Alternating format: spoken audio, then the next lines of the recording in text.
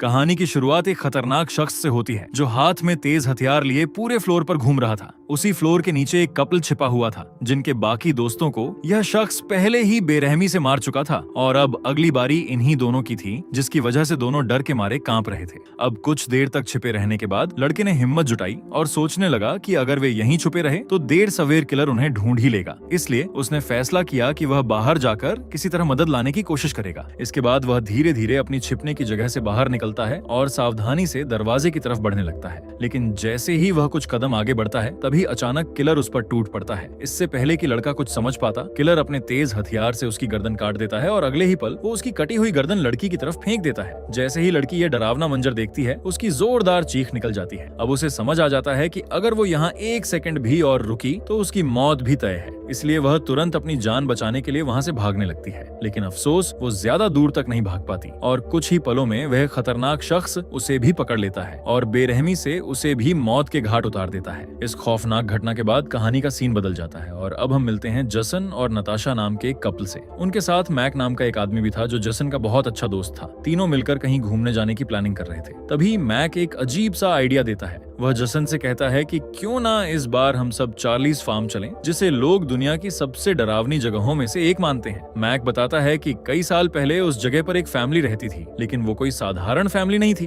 बल्कि वे लोग आदमखोर थे और इंसानों को मारकर उनका मांस खा जाते थे। जब यह भयानक सच पूरे टाउन के लोगों को पता चला तो सभी गुस्से से भर गए और टाउन के लोगों ने मिलकर उस पूरी फैमिली को हमेशा के लिए खत्म कर दिया। तब से लेकर आज तक करीब 1000 एकड़ में फैला वह फार्म हाउस पूरी तरह से वीरान और सुनसान पड़ा है। फिर मैक हंसते हुए कहता है कि अगर हम वहाँ कैंपिंग करने जाएं तो यह ट्रिप जिंदगी की सबसे डरावनी और यादगार ट्रिप बन सकती है। जसन को मैक का यह आइडिया काफी दिलचस्प लगता है, लेकिन वो मैक से कहता है कि अभी इस प्लान के बारे में किसी को भी मत बताना। वो खास तौर पर उसे समझाता है कि जब तक लड़कियां अपनी असली डेस्टिनेशन पर नहीं पहुंच जाती तब तक यह बात उनसे भी छुपा कर रखी जाए। इसके बाद जसन नताशा से इस ट्रिप के बारे में बात करता है। नताशा को भी यह प्लान सुनकर मजा आता है, इसलिए वह तुरंत अपनी दोस्त मेलेनी को कॉल करती है और उसे भी इस ट्रिप पर साथ चलने के लिए कहती है। फिर अगली सुबह मेलेनी अपना सामान लेकर इन लोगों के पास आ जाती है। इसी दौरान मैक मजाक मजाक में मेलेनी के साथ फ्लर्ट करने लगता है। दिलचस्प बात यह थी कि मेलेनी को भी मैक का यह मजाकिया अंदाज काफी पसंद आता है। इसके बाद चारों जीप में सवार होकर अपनी ट्रिप के लिए निकल पड़ते हैं।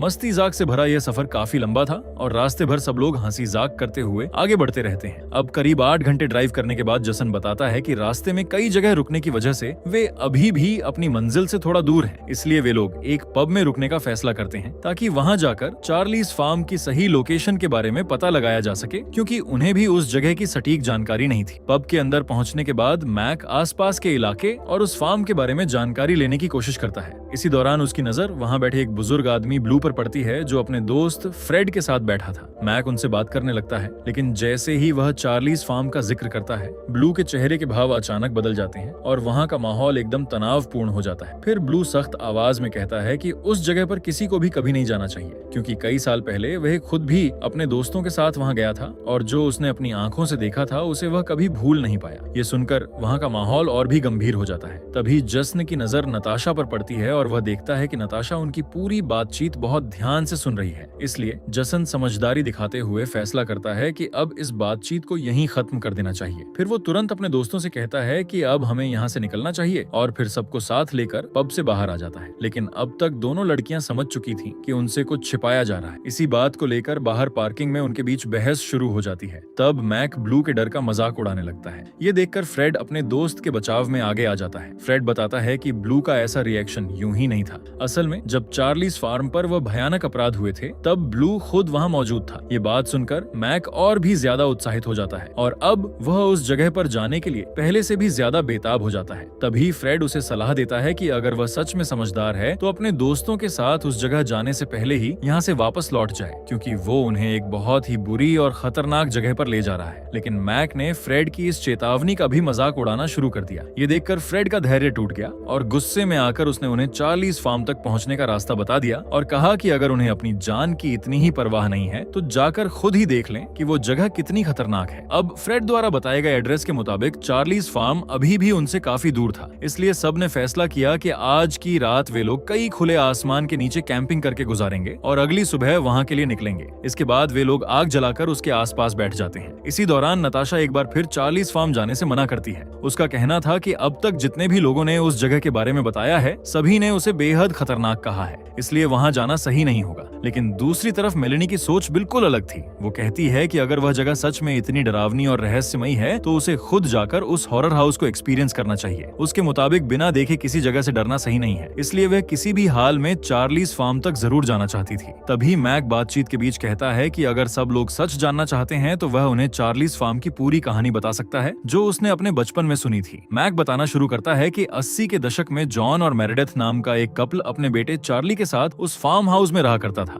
ऊपर से देखने में ये एक साधारण फैमिली लगती थी, लेकिन असलियत में वह लोग बेहद खतरनाक आदमखोर थे। कहा जाता है कि उन्होंने फार्म पर काम करने वाले कई लोगों को मारकर उनका मांस खा लिया था। मैक आगे बताता है कि जॉन का ज्यादातर शिकार लड़कियां बनती थीं। वह उन्हें पकड़कर बेड से बांध देता था और फिर उन पर बेहद भयानक फिजिकल टॉर्चर करता था। इसके बाद मेरिडेथ उन लड़कियों को मार देती थी और इतना ही नहीं, वो उनके शरीर के मांस को पकाकर चार्ली को खिलाती थी और चार्ली भी उसे बड़े शौक से खाता था। इस तरह ये पूरी फैमिली लंबे समय तक उसी फार्म हाउस में छुपकर अपनी दरिंदगी भरी जिंदगी जीती रही। लेकिन जब टाउन से कई फार्मर्स रहस्यमय तरीके से गायब होने लगे तब टाउन के लोगों को शक होने लगा कि इसके पीछे उसी फैमिली का हाथ है। इसलिए एक दिन उन्होंने उस फार्म हाउस पर हमला कर दिया जिसमें ब्लू भी शामिल था। अब तक टाउन के ज्यादातर लोग समझ चुके थे कि यह फैमिली आदमखोर है, इसलिए उन्होंने जॉन से इस बारे में सीधे सवाल किया, लेकिन जॉन ने अपनी गलती मानने से साफ इनकार कर दिया। ये देखकर ब्लू गुस्से से भर गया और उसने सबके सामने जॉन को मार डाला। इसी दौरान मेरिडेथ इस मौके का फायदा उठाकर घर के पिछले रास्ते से अपने बेटे चार्ली को लेकर वहां से भाग निकली। हालांकि मेरिडेथ और चार्ली उस दिन वहां से भागने में कामयाब हो गए, लेकिन उसके बाद से उनका कभी कोई पता नहीं चला। तभी से यह अफवाह फैल गई कि शायद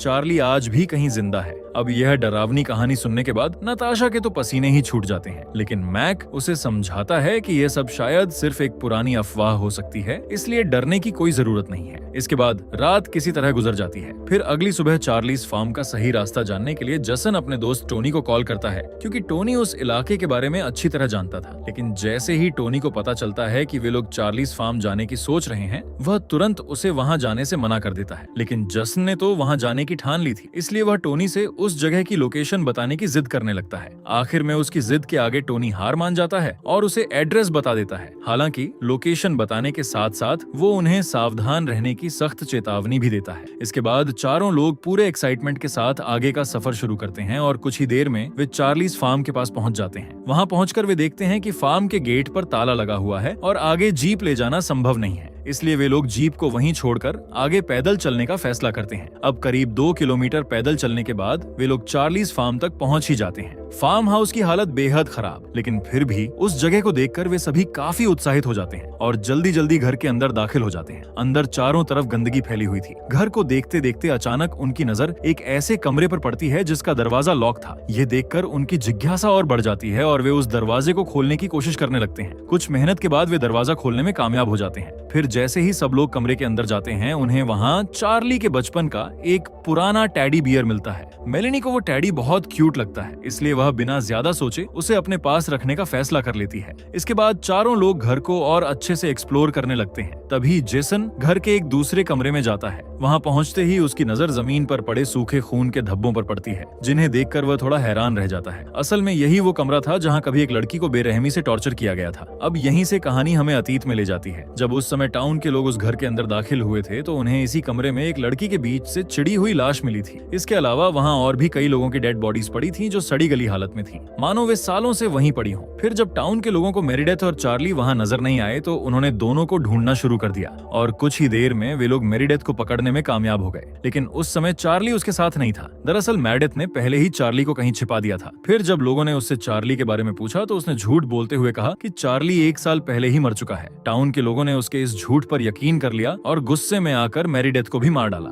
लेकिन असलियत ये थी कि चार्ली मरा नहीं था। वो वहीं छिपकर यह सब होते हुए देख रहा था और ये ये पूरी डरावनी कहानी मैक ही सबको सुना रहा था। उसकी बातें सुनकर बाकी तीनों थोड़े घबरा जाते हैं। हालांकि इसके बाद मैक सबको शांत करता है और कहता है कि अब काफी देर हो चुकी है, इसलिए सबको आराम करना चाहिए। फिर चारों लोग सोने के लिए चले जाते हैं। लेकिन रात के दौरान मेलेनी को अचानक ऐसा महसूस होता है जैसे कमरे के बीचों बीच कोई खड़ा होकर उसे घूर रहा हो। लेकिन मेलेनी को लगता है कि शायद वह कोई बुरा सपना देख रही है, इसलिए वो फिर से सो जाती है। अब पिछले दिन की लंबी थकान की वजह से चारों लोग अगली सुबह देर तक सोते रहते हैं और दोपहर के बाद ही जागते हैं। तभी मैक की नजर खिड़की से बाहर जाती है, जहां वो देखता है कि दो अजनबी घर की तरफ आ रहे हैं। वे दोनों अपना परिचय गॉर्डन और एलिसा के रूप में देते हैं। वे बताते हैं कि वे यहाँ अपने दोस्तों को तलाशने आए हैं जो कई हफ्तों पहले इस जगह पर आए थे। दरअसल यही वे लोग थे जिनकी तलाश में आए दोस्तों को हमने कहानी की शुरुआत में देखा था। ये सुनकर नताशा उन्हें अंदर आने के लिए कहती है और उन्हें नाश्ते के लिए भी ऑफर करती है। अब धीरे धीरे सब लोग आपस में बातचीत करने लगते हैं और माहौल थोड़ा नॉर्मल होने लगता है। इस बीच मेलेनी को याद आता है कि वो एलिसा को अपना टेडी बियर दिखाना चाहती थी,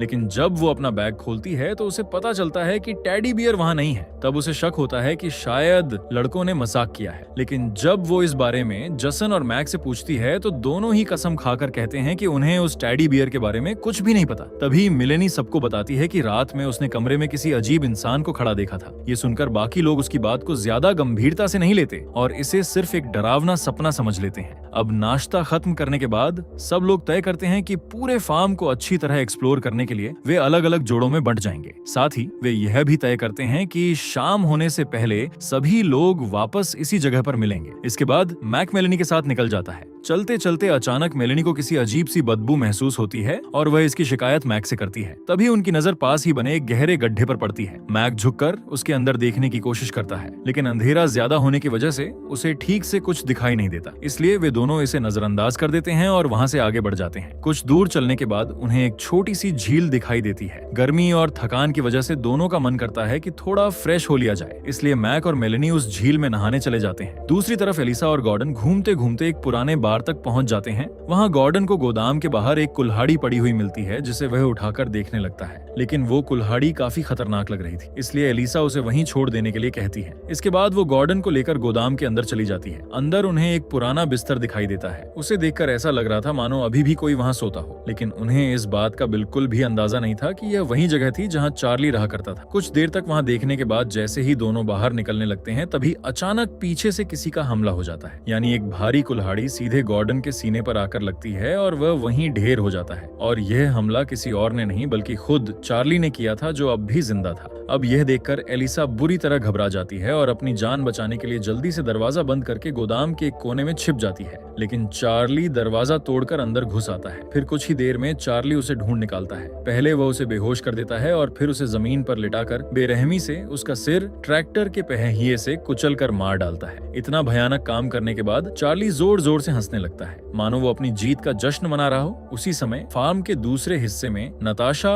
और जसन घूमते घूमते एक और बार के पास पहुंच जाते हैं। बार को देखते ही नताशा तुरंत कहती है कि वह उसके अंदर बिल्कुल नहीं जाना चाहती, लेकिन जसन हंसते हुए उसके डर का मजाक उड़ाता है और उससे सिर्फ 5 मिनट देने को कहता है। वो वादा करता है कि 5 मिनट बाद वे दोनों तुरंत यहाँ से निकल जाएंगे। इधर दूसरी तरफ टोनी को अपने दोस्तों की काफी चिंता होने लगती है, इसलिए वह उनकी खैरियत जानने के लिए तुरंत चार्लीज फार्म की तरफ निकल पड़ता है। इसी दौरान नदी के किनारे मैक और मेलेनी पहले से कहीं ज्यादा करीब आ चुके होते हैं। तभी अचानक मेलेनी की नजर पहाड़ी के ऊपर खड़े एक खतरनाक आदमी पर पड़ती है, जो चुपचाप खड़ा होकर दोनों को घूर रहा होता है। ये देखकर मैक को बहुत गुस्सा आ जाता है, क्योंकि उस आदमी की वजह से उनका वो प्यारा और निजी पल खराब हो गया था। इसी गुस्से में मैक सीधे उसकी तरफ बढ़ने लगता है। इधर मेलेनी भी पानी से बाहर निकलते हुए जल्दी जल्दी अपना ड्रेस पहनने लगती है और धीरे से मैक से कहती है कि उसे उस अजनबी आदमी के ज्यादा पास नहीं जाना चाहिए। लेकिन मैक हमेशा की तरह जरूरत से ज्यादा आत्मविश्वास में था। वो बिना डरे सीधे उस आदमी के सामने जाकर खड़ा हो जाता है और उसका मजाक उड़ाने लगता है। लेकिन अगले ही पल सब कुछ अचानक भयानक हो जाता है, क्योंकि वो खतरनाक आदमी बिना किसी चेतावनी के अपने हाथ में मौजूद तेज हथियार से मैक के प्राइवेट पार्ट को काटकर शरीर से अलग कर देता है। इतना ही नहीं, वो उस कटे हुए अंग को जमीन से उठाता है और जबरदस्ती मैक के मुंह में ठूंस देता है, जिससे मैक दर्द से तड़पते हुए वहीं जमीन पर गिर पड़ता है और कुछ ही पलों में उसकी मौत हो जाती है। अब यह भयानक मंजर देखकर मेलेनी बुरी तरह घबरा जाती है और अपनी जान बचाने के लिए तुरंत जंगल की तरफ भागने लगती है, लेकिन वह चार्ली से बच नहीं पाती। यानी चार्ली तेजी से उसका पीछा करता है और कुछ ही पलों में उसे पकड़कर जमीन पर गिरा देता है।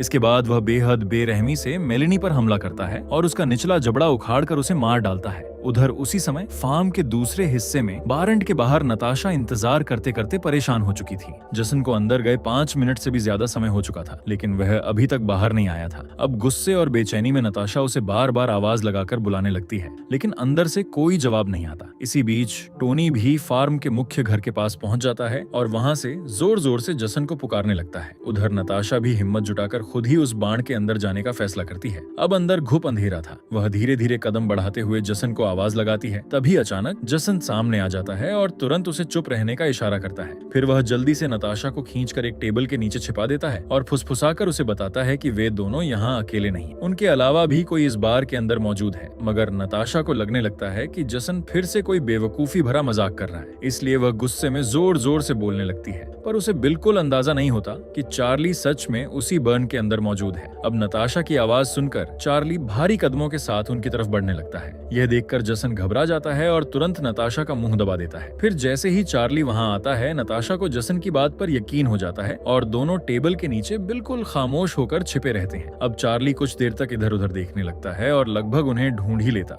लेकिन तभी अचानक वहां टोनी आ जाता है। टोनी चार्ली को देखते ही उस पर हमला कर देता है और दोनों के बीच जोरदार लड़ाई शुरू हो जाती है। ये मौका देखकर नताशा और जसन पहले वहां से भागने की सोचते हैं, लेकिन उसी समय जसन को एहसास होता है कि अगर उन्होंने अभी कुछ नहीं किया तो उनके दोस्त टोनी की जान खतरे में पड़ सकती है। इसीलिए वह नताशा से कहता है कि उन्हें अपने दोस्त की मदद करनी चाहिए। इतना कहते ही जसन हिम्मत जुटाकर अचानक चार्ली पर हमला कर देता है, लेकिन चार्ली बेहद खतरनाक और ताकतवर था। लड़ाई के दौरान वह अचानक टोनी पर टूट पड़ता है और बेरहमी से उसके गले का मांस फाड़ देता है, जिसकी वजह से टोनी की वहीं मौत हो जाती है। इसके बाद चार्ली तुरंत जसन की तरफ बढ़ता है। इससे पहले कि जसन कुछ समझ पाता, चार्ली बेरहमी से उसका गला काट देता है और उसे भी मार डालता है। अब नताशा बिल्कुल अकेली रह जाती है, लेकिन वो हिम्मत नहीं हारती और किसी तरह वहां से भागने की कोशिश करती है। लेकिन चार्ली उससे ज्यादा तेज था और वह कुछ ही पलों में नताशा तक पहुंच जाता है और उसे पकड़कर बेहोश कर देता है। फिर कुछ समय बाद नताशा को होश आता है। जैसे ही वह आंखें खोलती है, उसे एहसास होता है कि उसके हाथ रस्सियों से बंधे हुए हैं और जिस जगह उसे बंद किया गया था वहां की बदबू इतनी भयानक थी कि उसके लिए सांस लेना भी मुश्किल हो रहा था। लेकिन नताशा हिम्मत नहीं हारती। वो खुद को संभालती है और धीरे धीरे अपने हाथों की रस्सियां ढीली करने की कोशिश करने लगती है। काफी कोशिश के बाद वह अपने हाथों को आजाद करने में कामयाब हो जाती है। इसके बाद वह पिंजरे की लकड़ी की सलाखों को जोर लगाकर तोड़ देती है और किसी तरह बाहर निकल आती है। जैसे ही वह बाहर आती है, उसे समझ में आने लगता है कि उस भयानक बदबू की असली वजह क्या है। यानी वो जगह कई लाशों से भरी हुई थी जो सड़ने के अलग अलग चरणों में थी। अब इतनी डरावनी जगह देखकर भी नताशा हिम्मत नहीं हारती। वह सबूत के तौर पर एक दिल के आकार वाले पेंडेंट वाला नेकलेस उठा लेती है ताकि बाद में पुलिस को दिखाकर इस जगह तक लाया जा सके। इसके बाद उसे वहां एक सीढ़ी दिखाई देती है। ये देखकर वह जल्दी से उस पर चढ़ने लगती है, लेकिन जैसे ही वह ऊपर पहुंचने ही वाली होती है, उसे ऊपर से एक चलती हुई परछाई दिखाई देती है। इससे उसे समझ में आ जाता है कि यह रास्ता सुरक्षित नहीं है, क्योंकि चार्ली उसी रास्ते से वापस आ रहा था। ये देखकर नताशा तुरंत नीचे उतर आती है और जमीन पर लेटकर खुद को मरा हुआ दिखाने लगती है ताकि चार्ली उसे देख ना सके। ठीक ऐसे ही होता है और चार्ली उसके पास से गुजर जाता है। फिर उसके जाते ही नताशा फिर से सीढ़ी पर चढ़ने लगती है, लेकिन अचानक वो डर से लगभग चीख पड़ती है, क्योंकि उसके सामने एक हाथ उसकी ओर बढ़ा हुआ दिखाई देता है। मगर उसे पता चलता है कि वो कोई दुश्मन नहीं बल्कि बूढ़ा ब्लू है, जो उसे बचाने के लिए वहां आया था। फिर दोनों जल्दी जल्दी वहां से निकलकर ब्लू की कार तक पहुंचने की कोशिश करते हैं, लेकिन तभी अचानक चार्ली उनके सामने आ जाता है। इससे पहले कि वे कुछ समझ पाते, चार्ली बिना देर किए अपनी कुल्हाड़ी ब्लू की पीठ में दे मारता है। ब्लू वहीं गिर पड़ता है और कुछ ही पलों में उसकी मौत हो जाती है। अब चार्ली की नजर सीधे नताशा पर टिक जाती है, लेकिन इस बार नताशा हिम्मत दिखाती है। वो तुरंत जमीन पर पड़ी ब्लू की गन उठा लेती है और चार्ली पर गोली चला देती है, जिससे चार्ली जमीन पर गिर पड़ता है। ये देखकर नताशा सोचती है कि शायद वह उसे मार चुकी है, इसलिए वह तुरंत वहां से भागकर ट्रक की तरफ दौड़ने लगती है। लेकिन तभी अचानक चार्ली फिर से खड़ा हो जाता है। वह जमीन पर पड़ी गन उठा लेता है और उसे सीधे नताशा के सीने में घोंप देता है। इस बेरहम हमले से नताशा वहीं जमीन पर गिर पड़ती है और कुछ ही पलों में उसकी मौके पर ही मौत हो जाती है। इसके बाद चार्ली उसकी लाश को उठाता है और धीरे धीरे वहां से चला जाता है और इसी के साथ इस खौफनाक कहानी का अंत हो जाता है।